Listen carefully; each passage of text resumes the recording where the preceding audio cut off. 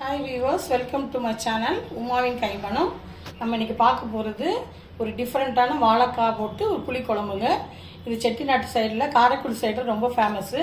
வாழைக்காயெல்லாம் பொரியல், பஜ்ஜி அப்படியெல்லாம் போட்டு சாப்பிட்டு பார்ப்போம்.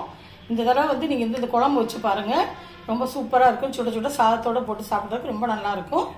வாங்க அது எப்படி பண்ணுறதுன்னு வீடியோவில் போய் பார்ப்போம். இப்போது இந்த வாழைக்காய் புளிக்குழம்புக்கு நம்ம தேவையான பொருட்கள் பார்க்கலாங்க. ஒரு பெரிய பெரிய துண்டாக வந்து வாழைக்காவை நறுக்கி தண்ணியில் போட்டு வச்சுருக்கேன். இது சின்ன வெங்காயம், ஒரு 10 வெங்காயத்தை 2 கட் பண்ணி வச்சுருக்கேன். கருவேப்பிலை, இது வெள்ளைப்பூடை வந்து 1-2 இடித்து வச்சுருக்கு. இது வந்து சாம்பார் தூள். புளிக்குழம்புக்கு யூஸ் பண்ணுற பொடினாலும் ஏதோ ஒரு குழம்பு பொடி எடுத்துக்கலாம். அதுக்கப்புறம் புளி வந்து ஒரு எலுமிச்சம்பழம் அளவு புளி கரைச்சி வச்சுருக்கேன். இது வந்து பெருஞ்சீரகம் 1/2 ஸ்பூனு, வெந்தயம் 1/2 ஸ்பூனு. இது பெரிய வெங்காயம், ஒரு வெங்காயம் நறுக்கி வச்சுருக்கேன். இது 2 தக்காளி பழம். ஃபஸ்ட்டு நம்ம ரெண்டு பொருளையும் வதக்கிட்டு மசாலா அரைச்சிட்டு தான் நம்ம குழம்பு வைக்கணும். வாங்க வீடியோவில் போய் பார்ப்போம். இப்போது அடுப்பில் வந்து ஒரு இருப்பு சட்டி வச்சு எண்ணெய் ஊற்றிருக்கேங்க. ஃபஸ்ட்டு வந்து இந்த வெங்காயத்தை போட்டு ஒரு கண்ணாடி பதம் வர்ற அளவு வதக்கிக்கலாம். இப்போது தக்காளியும் போட்டுக்கலாங்க.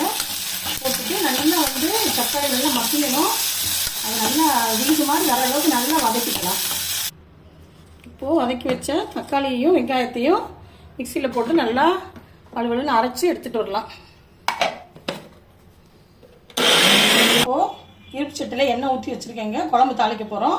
ஃபஸ்ட்டு கடுகு உளுந்தம் பருப்பு போட்டுக்கலாம். அதுக்கப்புறம் வெந்தயம், அதுக்கப்புறம் பெருஞ்சீரகம்,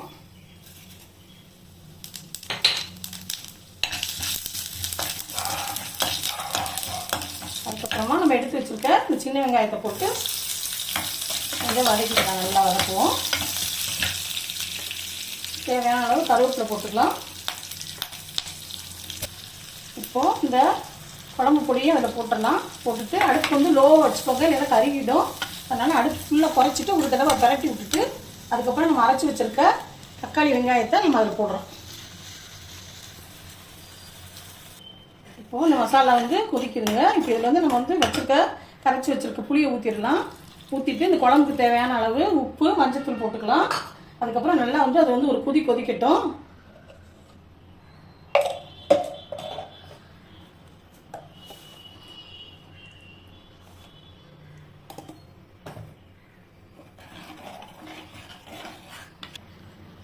இப்போது ஒரு கொதி வருதுங்க. இப்போ நம்ம நீல வாக்கில் நறுக்கி வச்சுருக்க வாழைக்காயை அதில் சேர்த்துடலாம். சேர்த்து நல்லா ஒரு 10 நிமிஷம் நல்லா கொதித்து வாழைக்காய் வந்து வேகணும்.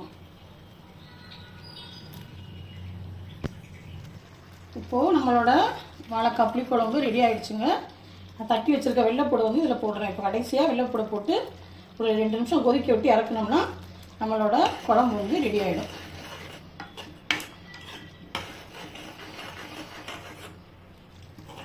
ஒரு நிமிஷம் நல்லா வெள்ளைப்பூடை போட்டு கொதிக்க விட்டுட்டேங்க.